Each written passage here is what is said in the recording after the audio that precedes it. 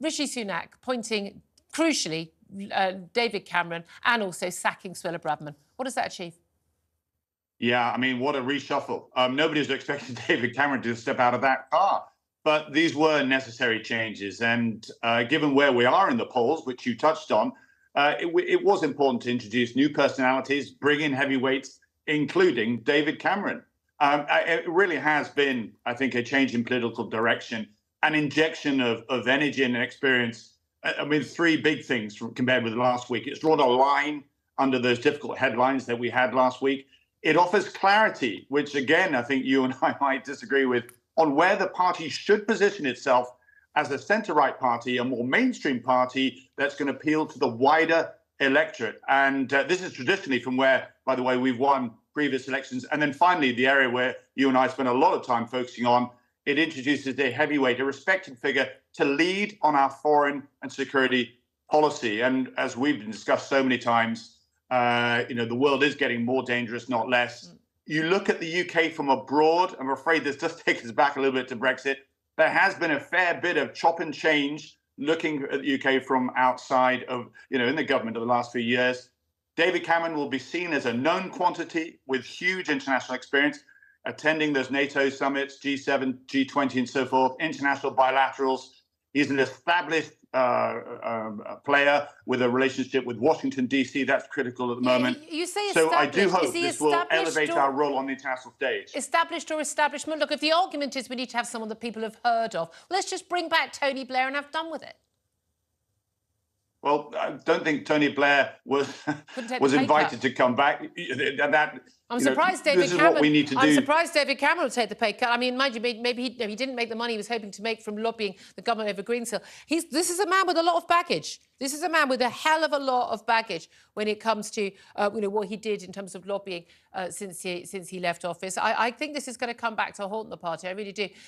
My main issue here is also, he sold out Britain when it came to the EU. He sold us out, and I just don't see how your red wall voters are going to forgive that. We've already seen a backlash against the sacking of Suella Braverman, and we're waiting for her to, no doubt, the next couple of days we may be hearing from her. Now, she hasn't got a massive, big following among Tory MPs, as you will know, in the parliamentary party, but she's got a very big following among Tory party members, hasn't she?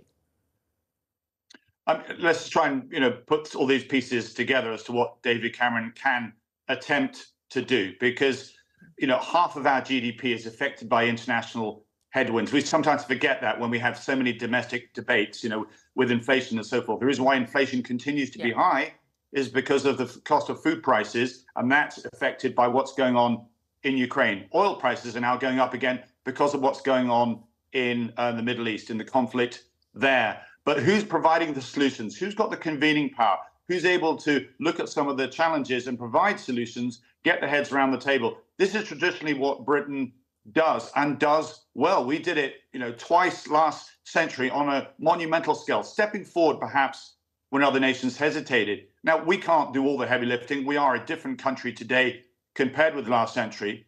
But, global statecraft is absent. The West has become too risk averse over the last 30 years. And we need to start putting some of these fires out. Hold on a minute. Are you saying that James Cleverly wasn't up to the job because he's one of the most popular figures on Tory backbenches? But also, if we're looking about global statecraft, well, one of the key things that David Cameron did under his years was kowtow on his knees virtually to China.